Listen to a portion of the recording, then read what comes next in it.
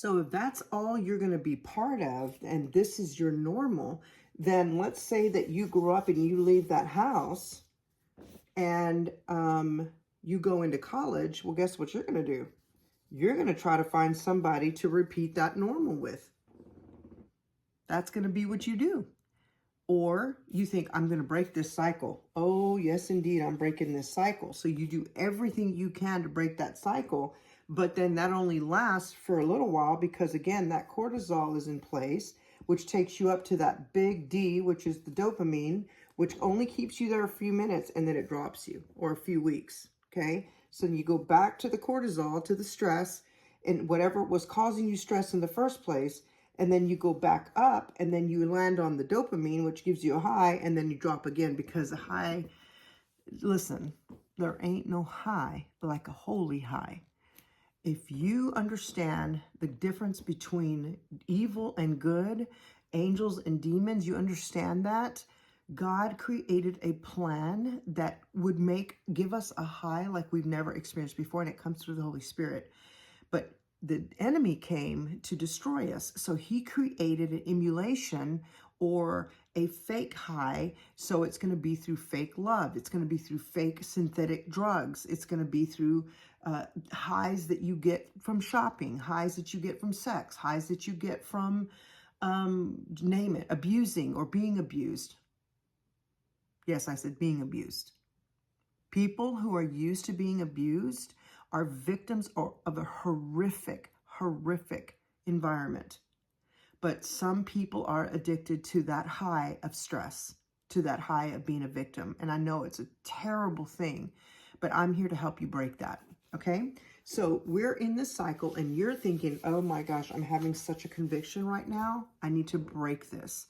So here is what has happened for you. Your field of blessings. Remember, we called that a field of blessings. If you're not familiar with anything I'm saying, go back and watch part 1 and part 2 of how to get out of the cycle of stress, or why you are in a cycle of stress. Okay, go back and watch those. They're just a few videos back from this one. But here's your field of blessing.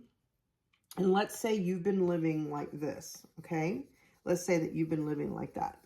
And now you're thinking, I don't want to live like that anymore. I want the level love, or the love level. Okay.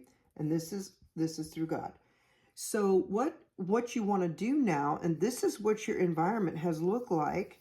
It has looked really chaotic. It has looked really like scribbly, really full. And even your circle, which is supposed to be a blessing, is all over your shoulders too. And it's also making you feel the weight of life is so heavy and you just can't seem to snap yourself out of it. And you keep thinking about that thing that happened to you and you keep reliving it and replaying it in your head and you keep re-victimizing yourself by it. And you don't want to. You truly want to break this cycle, but you just can't. And you find yourself living like this. And then whenever you can't find that happiness, you go to outside sources because it gives you a temporary high. And I totally understand that, because here's what you're trying to do. You are trying to come to this place of love. You're trying to get to the auto mechanism inside of you that God created so that he could be your source of love. Now, if you're thinking, I want nothing to do with God, especially a Christian God, because no way, Jose. My parents were crazy. My mom abused me with God. My dad abused me with God. The church was abusive. I was mistreated. My parents were mistreated. Fill up the list, okay? I want you to know that a man's representation of God is not God himself. There are a lot of good people out there that represent our God well, and they teach a good doctrine. But there's also a lot of people out there that don't. And they either are parents or they're teachers or they're pastors, or maybe you were even violated or abused by someone who claims to love the Lord. And that's why you're strong arming. But I promise you, friend, if you will get to know the God, and I told my friend this the other day, it breaks my heart for how many people don't know the Lord and how many people don't know the love of God. Because I promise you this, if you knew the good, real, authentic God, then you would absolutely never turn your back on him. You would never run away from him, and you would never reject him, because you can't. The authentic, real, living God is nothing but love and nothing but pleasure and nothing but grace and kindness and warmth and just like light, easy, no burdens. That's the real love of God. And I hope that I can communicate that to you through this channel in ways that you've never heard before. But I want to teach you the real living God is truly a God that you would love and want to be close to and want to be under your rest of your life if you understood the authentic, real love of God. So if we go back to this place and this is how you feel, and you're thinking, I need to change this because I'm so done with that. So what we're going to do is, you just saw that all that chaos inside that circle. Okay, here's your circle, and here's you. What I want you to do is understand that little circle I just showed you over here, okay, with you in it, and this is what it felt like and looked like.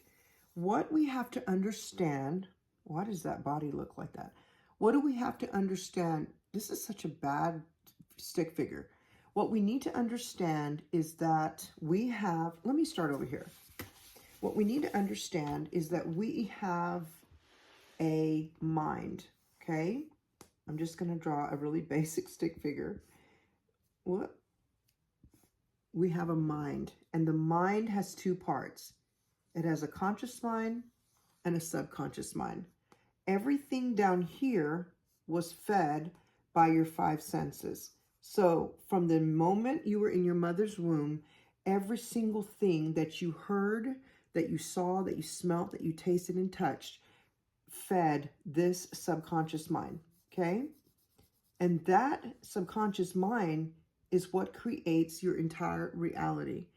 This subconscious mind feeds the decision maker, which is your conscious mind. And so whatever you've been a part of your whole life is what feeds your decision maker, which is what creates your personal reality, okay? Because the good news is that reality like that? The good news is that like Joe Dispenza says, how you think, how you act, and how you feel is your personality. Your personality then creates your personal reality, which is that field of blessings. Okay, so if you see this, that your subconscious mind is the one that makes all of this, it stores everything you've ever seen, heard, thought, all the five senses, okay? And then it feeds it up here to your decision maker. So my thought was, okay, so if I was making decisions based on what was stored in my mind, I need to change what's stored in my mind so I can change what's stored in my decisions.